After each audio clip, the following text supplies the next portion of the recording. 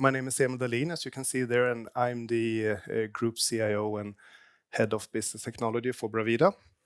I'm not going to talk about myself very much today, but I hope I will give you some view of how we, as a pretty large construction company listed on the large cap list, things about security nowadays and how we cope with it. So first, a few words about Bravida. I think that's the type of company that many people have heard about somewhere but don't know really what we do. Is that correct? Raise a hand if you heard about Bravida before. Whoa, great.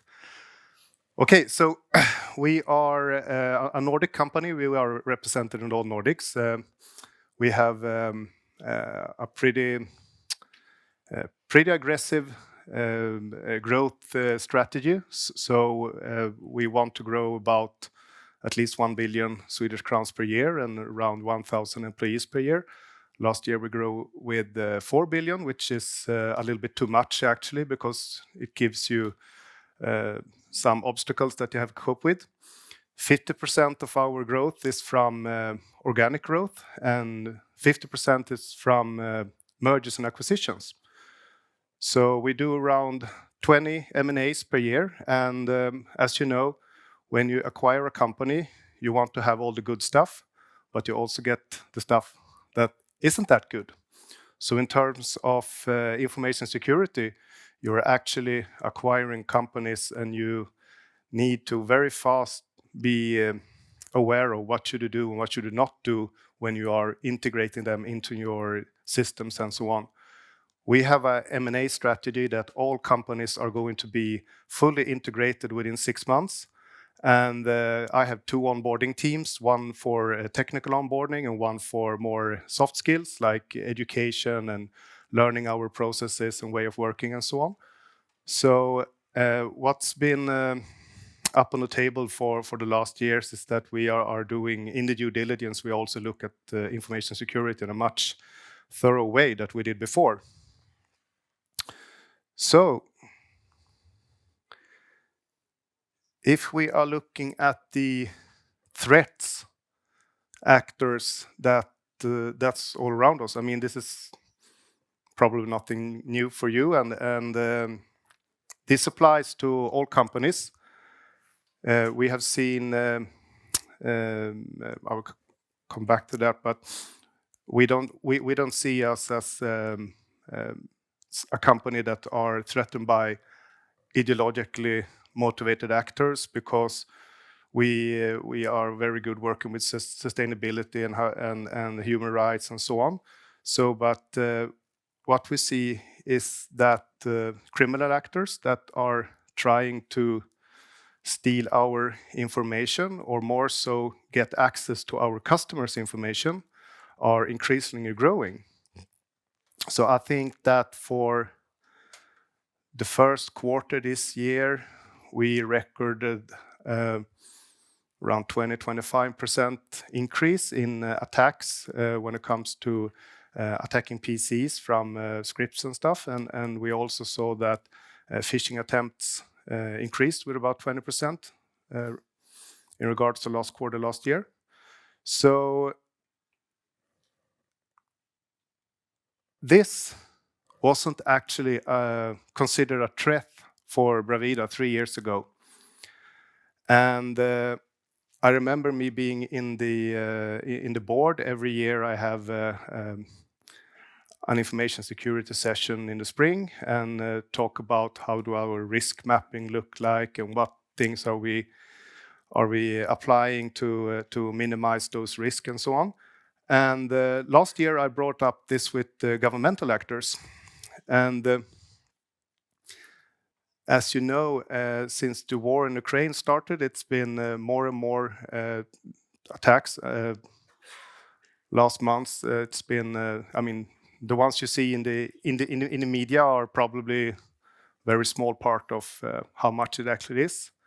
So we also see that we have a lot of increases in attacks from the outside since the last 3 to 6 months almost. So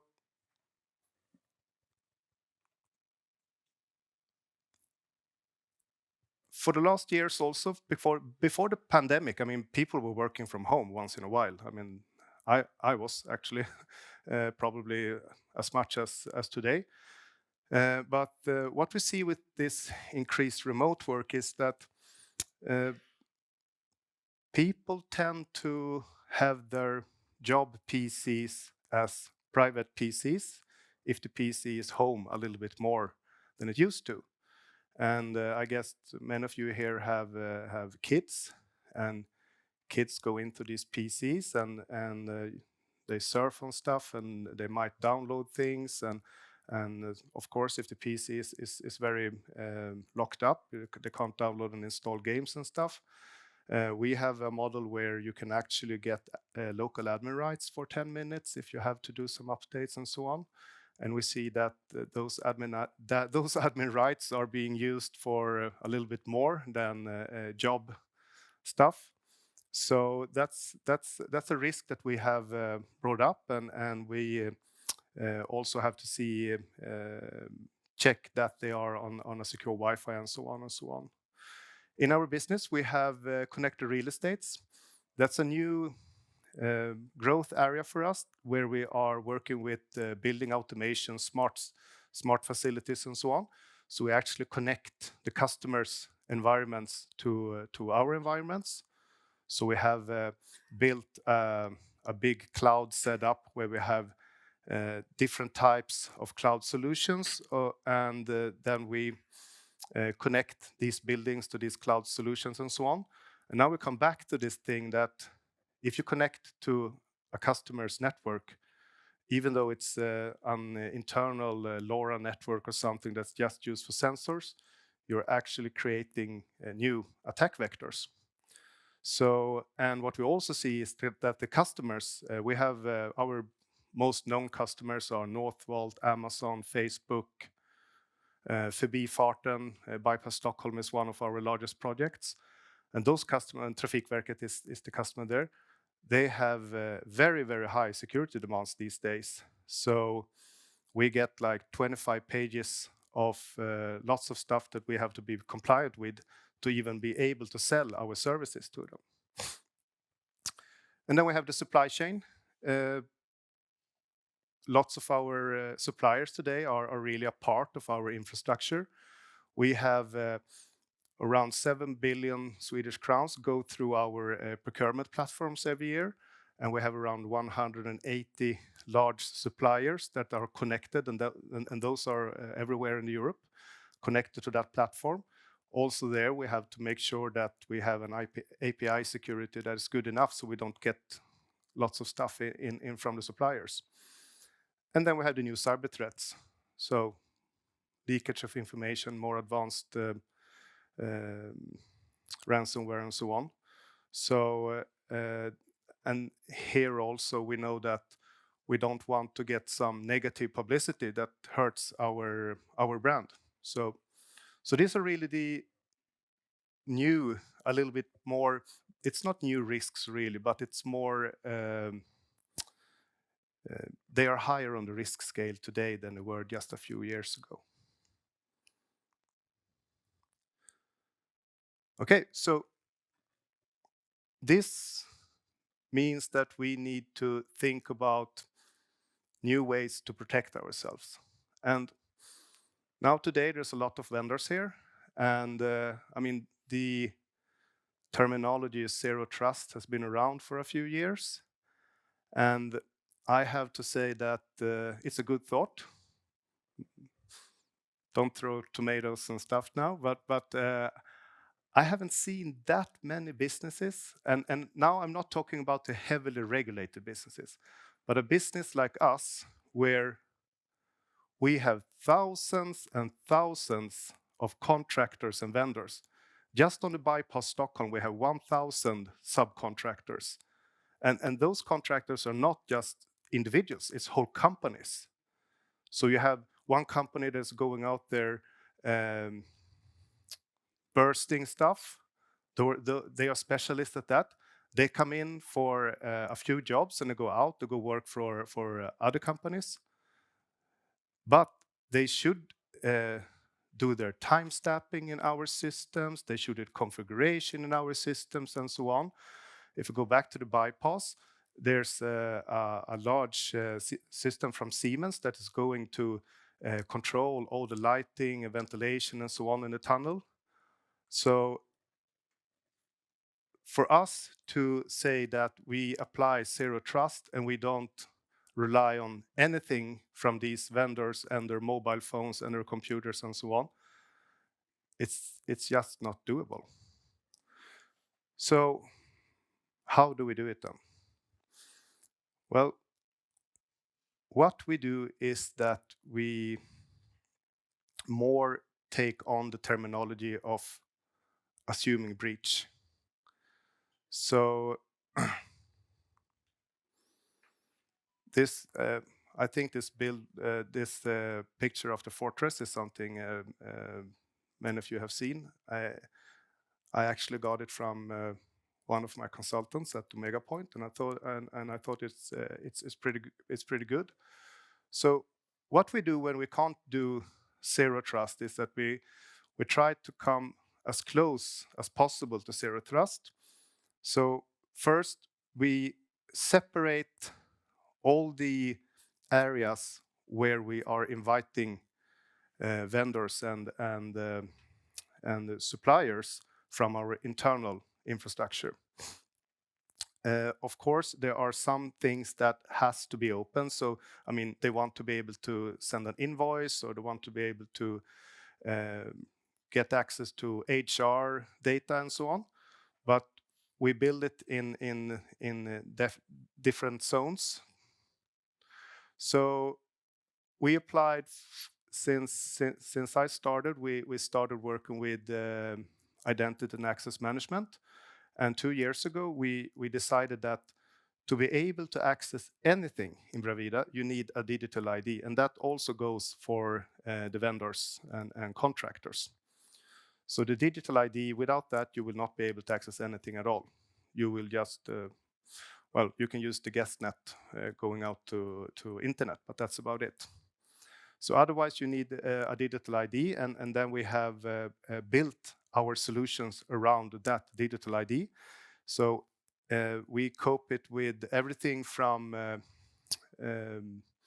MFA for all our 365 and SharePoint environments and so on. And we also cope it with Mobilt BankID in Sweden and the similar stuff in the rest of the Nordics. So if you are going to access something that are on a little bit higher security level, you will also have to log in with your mobile bank ID. So now, first question, do you think that our employees and vendors and so on did the wave when we told them that they will have to log in many times to access stuff? No? No. No, it's been quite some discussions, and I've been flamed from lots of business managers.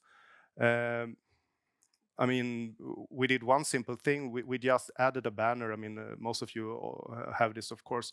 So when you receive a mail from outside your domain, there will be a yellow banner telling that this mail is coming from the outside. And that was also up for discussion all the way up to our CEO, that now Emil has fixed something so our customers don't think that we rely on them. Okay. So, but it's like,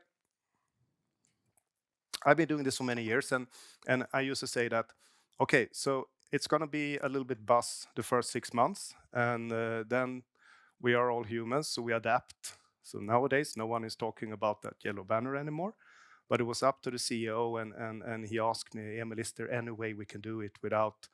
And I said, stop. I think our customers should think one step ahead and say, whoa, great. This is a company that takes security for what it is, and do the stuff that they need to do to cope with it.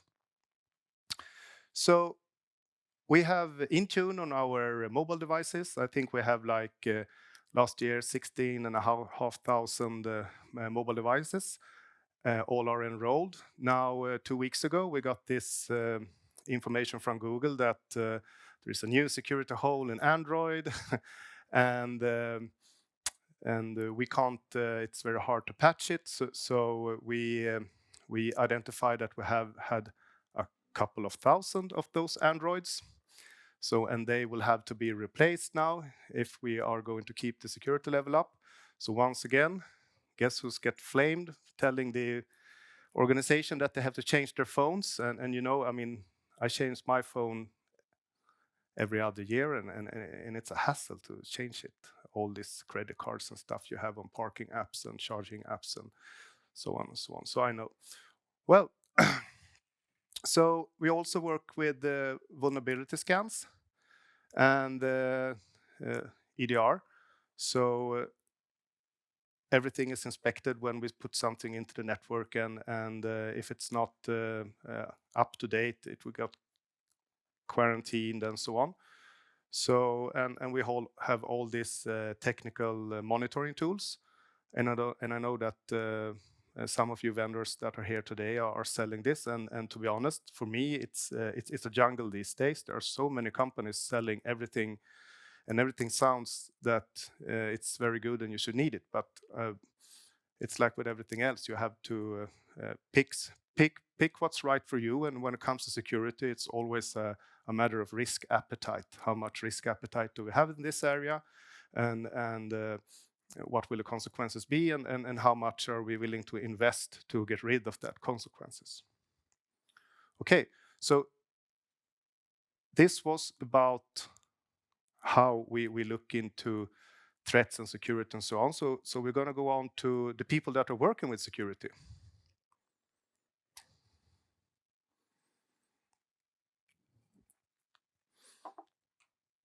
In 2002, that was the year when the dot-com death was really apparent.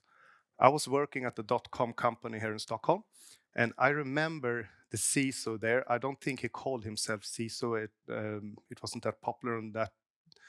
So I think it was more like head of information security or something like that. And we used to call him Mr. Naysayer, Mr. No Sayer, because everything you asked him, it was always a no. No, we can't do that. No, you should understand it. No. And I was working as a service delivery manager and trying to get the life as good as possible for our customers. And this was an application service provider, so we were actually selling what do you call it, workplace on a tap. A little bit too early, 15 years too early, but that was it. So I didn't get that great impression from the security people, and they were also very, very technical. So there was a little team that were sitting in, everyone had this Linux commands on the t-shirts, and they were sitting in a corner, and you have to have access card to get in there. And it was all these Unix, Linux, Cisco certified people, and they talked to you like you were always somebody over here that didn't really understand anyways. So, but then things happen, and we had a finance crisis in 2008. You remember that one? Yeah. And after that, something happened. It's like it says there, the realization decade. So this was really when we started hearing about a little bit more advanced attacks. Because I remember in 2005, we had this Spanish love letter. Is there anyone that remember it? Yeah. So and I remember one of my support guys called me and said, "Oh, because what you did then was that if you had an attack, you actually just you pulled the plug on the network cable because Wi-Fi wasn't that popular in 2005, and you had quarantined, and then you can look at the PC and you reinstall it maybe." So, but things got more advanced, and instead of just having this great firewall security and so on, we started to see the inside out type of breaches. So the CISO role was once again a little bit more highlighted. But for me, I remember, because I had a responsibility for security for many, many years in my former jobs also. And it was always so hard to get budget for the stuff that I wanted to do. It was always seen like, okay, should we invest in consumer portals or consumer products, or in, what did you call it, Emil? Information security? So what I did was I always put some pillows in my other budget, and I used it for security, because it wasn't really that high on the investment willingness from the management boards. So what then things started to happen, and we had more and more and more breaches, and I think that it was people started virtualizing servers in 2007, 2008. There was a lot of stuff going on technology-wise, and Microsoft had lots of things going on also. So we started to see more and more breaches, which means that the CISO was working much like a firefighter, trying to fix stuff where we had holes, and we saw the breaches. And then things have evolved because we saw that if we are going to have this person being able to talk business language, it really has to be someone that are interested in talking with business, not just technical stuff and not just security stuff. Should be able to transform it to business language. So now we started to see CISOs that were a little bit more of a transformation leader. And this is great. I mean, it's normal evolution of something. It's like my role, the CIO role. I wouldn't consider myself very technical these days compared to 15 years ago, but you have to start talking the business language, and then suddenly it's much easier to get funding. And then we've had some help with all the stuff. It's terrible to say so, but we have some help with all the stuff happening all around us. And I remember there was a few incidents that brought the attention up on the board's agenda, and then suddenly it's much easier to have it as a regular part of your budgeting. The thing is, though, that it's very hard to be both a transformation leader and also this guy that should know all the tech, the latest tech stuff, should be able to speak with all you vendors about, okay, what type of protection should we use here, and what's here, and so on. So this means that for a company like us, where, I mean, the CISO team in Bravida, it's actually 2 persons, and then lots of persons who has security as part of their other jobs. So if I compare us, 26 billion in revenue, 14,500, with, for example, a bank, which are the same size, 13, 14,000 persons. When I spoke to the bank CIO, I mean, they have a CISO team who are 60 people. 60. And I have 2. I guess that in a bank who is heavily regulated, most of the employees knows a lot more about how to handle stuff in regards to information than a construction worker do. So I had to figure out what type of person do I need, and how will I build my team. So I wanted to have this transformation leader who were good at working, telling us the right things to do, and should be able to work with us how to do that the right way. So the first 2 years, I actually had a CISO as a hire, and a great consultant from Omega Point, who is now consultant head or consultant manager, whatever. So, and that was because there was so much that we had to just clean up and do before we went into normal operations. So when we were trying to attract this new transformational leader CISO, it is like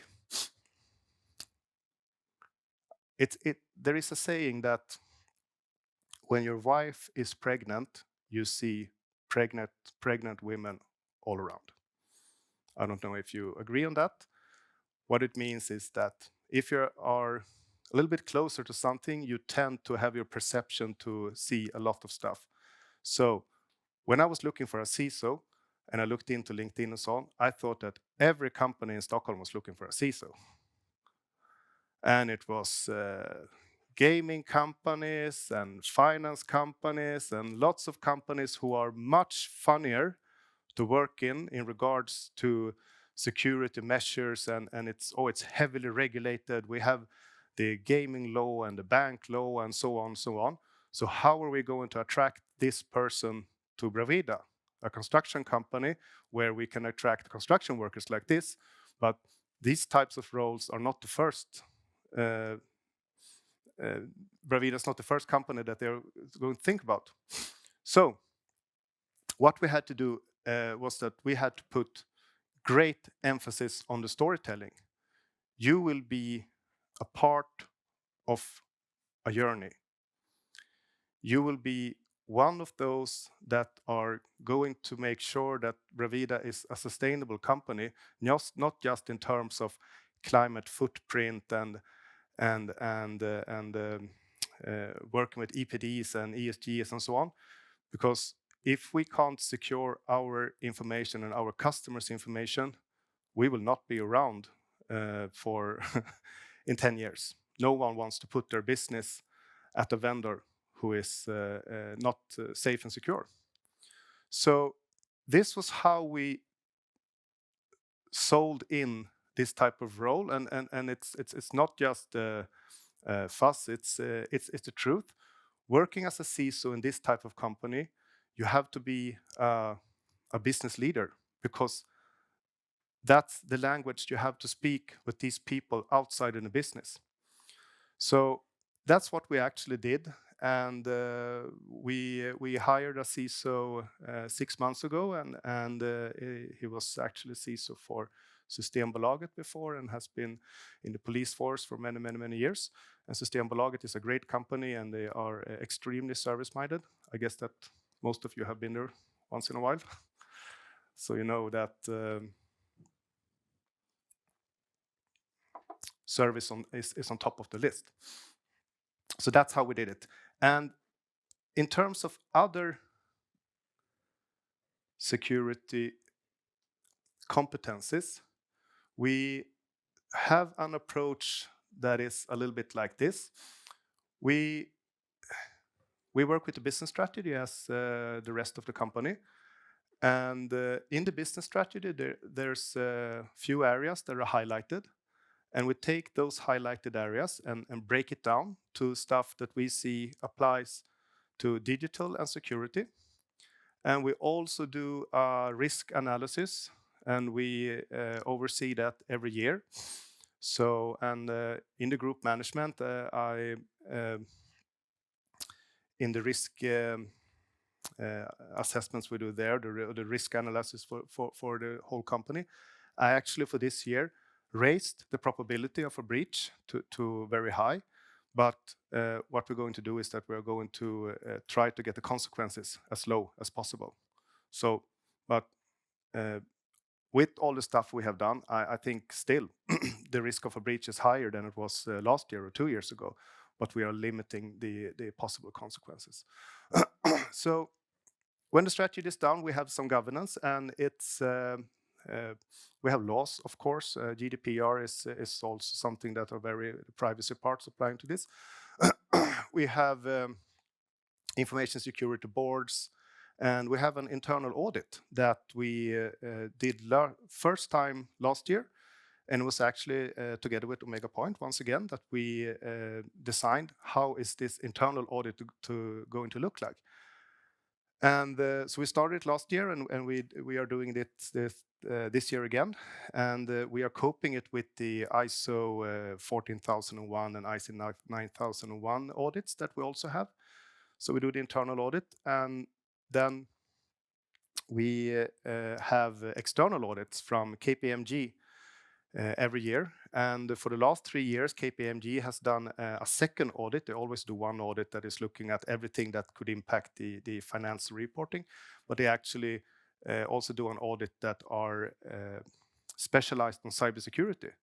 And that's been good for us because you can learn a lot from the audits. I mean, you don't have to be green on all the points, but when you get this stuff up on the board, it's once again much easier to get some funding to get it in place, instead of me saying we should do this or should do that and so on.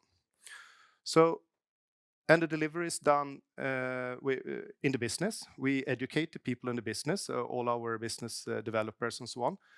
We have a CISO team, like I said, and we have the rest of the business tech organization.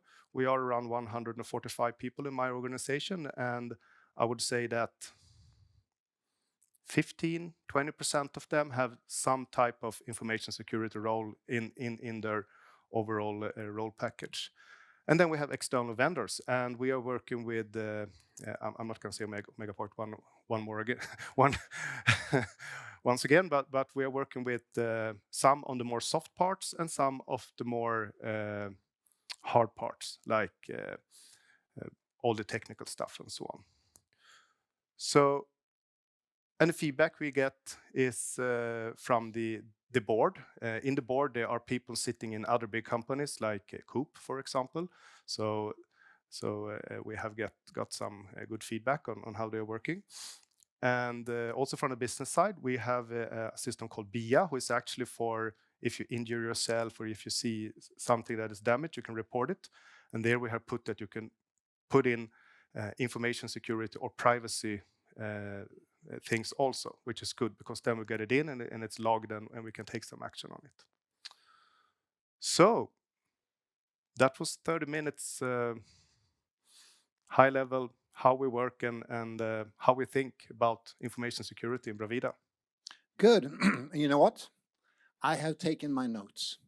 The quick version of this session, and you can add. You talked about governmental actors increase, correct? Yep. You said new cyber threats. I picked up information leakage. Yeah. Zero trust. You didn't say that. No. You said zero trust it's not possible. And you said assume breach. And what was the last part in that? How do you deal with that? Anyone knows? Layers. Correct? Yep. Then you said don't get rid of the yellow banner. And then we said from risk and fire to transformation. I got more notes, but I'm stopping there because I think that is a key one as well. Yeah. And then we're talking about skills shortage, yeah, which is a main theme of what you're experiencing right now. Yeah, it is. And not just the shortage, because like I said, if your company are not the first company that comes on these people's top of mind, it will be really hard to find the resources you want. So working with great vendors is one way, but you have to be able to tell the story of them being part of something bigger than just the information security part. Good. Thanks a lot. Thank you.